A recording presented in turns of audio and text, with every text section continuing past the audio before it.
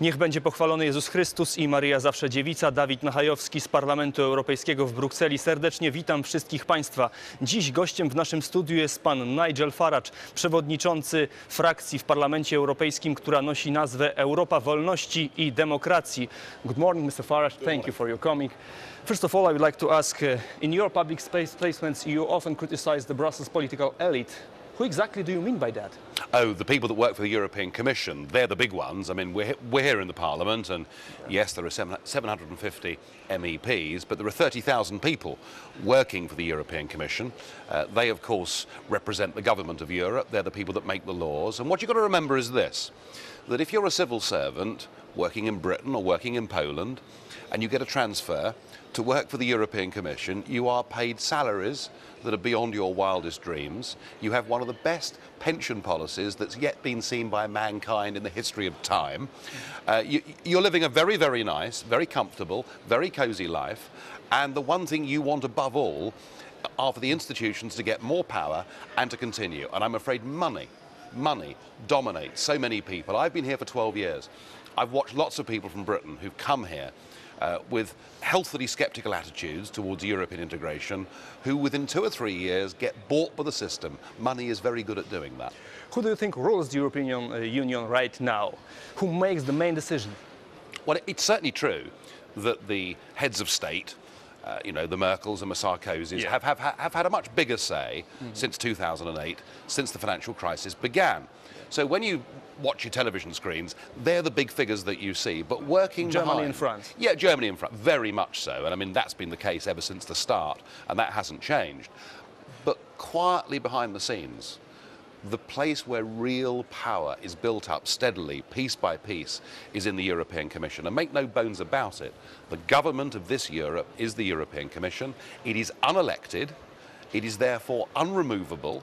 And I mean, what kind of a system is that? I mean, we've had a parliamentary democracy in Britain for hundreds of years. You've had, since 1945, your nightmare period, and now 20 years of freedom, and now you're being governed by people that you can't vote for. That's not democracy. Yeah. What should be the European Union approach to the relations with this kind of country like Egypt, Russia, the United States of America? Well, that asks a very big question. Should the European Union have a foreign policy?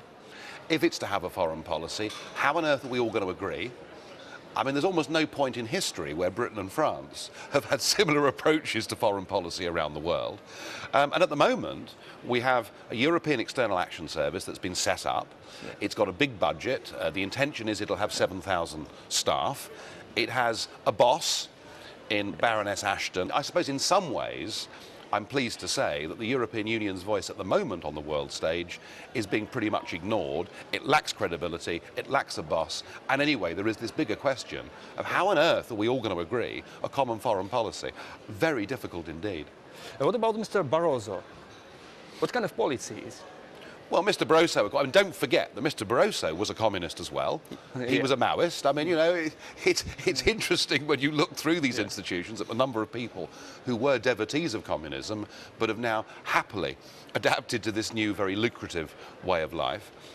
Mr. Barroso, I've always had the impression, is a perfectly nice man, as an individual, as a human being, but he is at the head, I think, of all that is wrong. You don't like his policy? Well, what I'm saying is I have no personal animosity towards him as a human being, but I think he is the boss of this new form of government. Mr. Van Rompuy is the boss? Well, that's a good question. I mean, who is the boss? Who is the boss? Well, the Lisbon Treaty has left this thing in such a mess. I've used a term in the European Parliament. Who do I have to call to know about something European Union? Well, this is what Mr. Kissinger asked many years ago, and the question's not been answered. You know, if it's a foreign policy matter, is it Barroso, is it Ashton, is it Van Rompuy? I don't know the answer to that. I mean, they have set up a really very elaborate structure. But the one thing, of course, that Herman Van Rompuy has in common with Mr. Barroso is that he has not been elected and he cannot be removed. And the real power in these institutions is beyond the democratic fingertips of all of us. And that is, I think, the biggest problem that the EU has. And yet, when you talk to people inside these buildings, nobody actually wants to change that. Independence is a word you often use in your speeches in the European Parliament. As you know, Poles values their independence, which they regained not such a long time ago.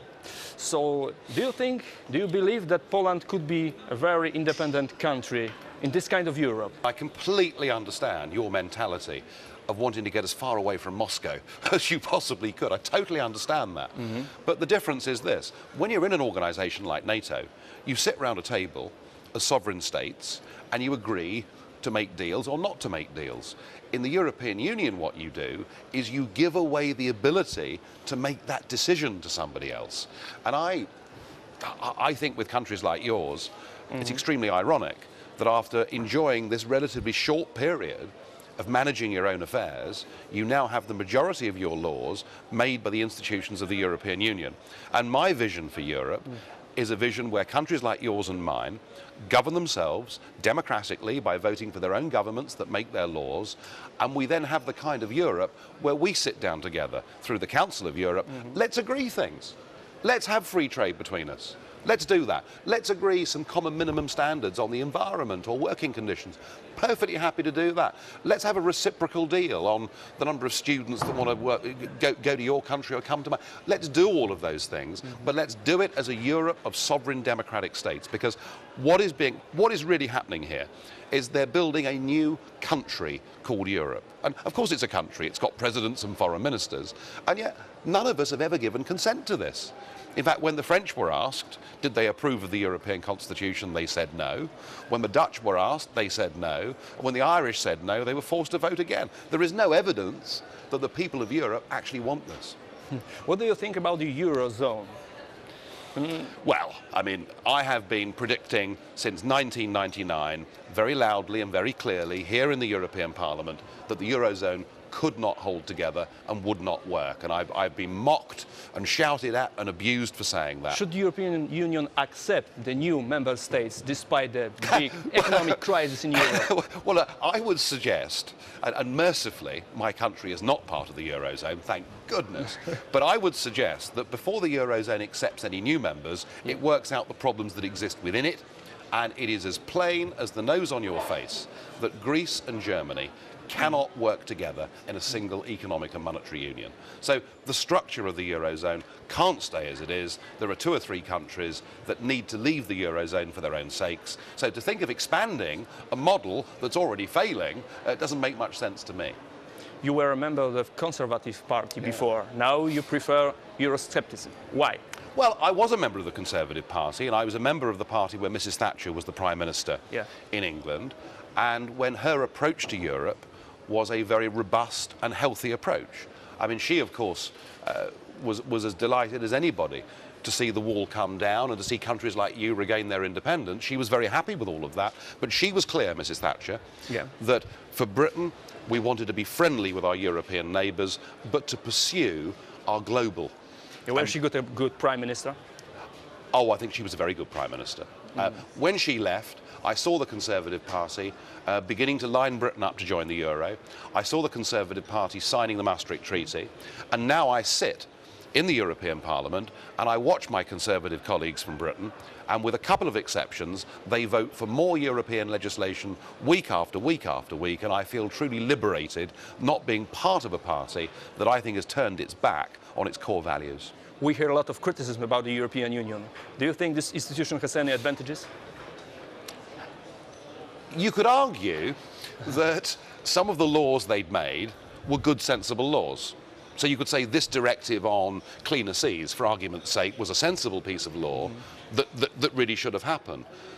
Equally, you could say this piece of legislation is disastrous, you know, the common fisheries policy or whatever we want to talk about. But that isn't the point. You know, the point is this, that every single law that this place makes is drafted in secret, proposed by an unelected bureaucrat, and that they are the only people who have the ability to change or reform or amend that legislation in years to come. I don't see anything that's been done here that could not have been done by sovereign states cooperating together. And so what we have are tens of thousands of people employed at massive expense to the public purse, and all of us losing our democracies. So no, I don't support the structure at all. I don't believe we can reform it. I think it's way beyond reform. I think we have to start again with a vision of a fresh Europe. What in your opinion will be the European Union in 50 years? Well, if the European Union survives, it will be the least democratic, big area, probably on the earth, because by then perhaps even China will have changed. It will be low growth, high unemployment. We will have problems, I think, social problems coming in terms of attitudes towards migration into Europe. I mean, look, if this goes on as it is, it'll be a disaster. You cannot build a United States of Europe without the consent of the people. We haven't given that consent. Thank you for your answers, Mr. Farage. Thank you very much for your coming. Drodzy Państwo, gościem naszym w studiu był pan Nigel Farage, przewodniczący frakcji Europa Wolności i Demokracji w Parlamencie Europejskim. Dziękuję Państwu za uwagę. Niech będzie pochwalony Jezus Chrystus i Maryja Zawsze Dziewica.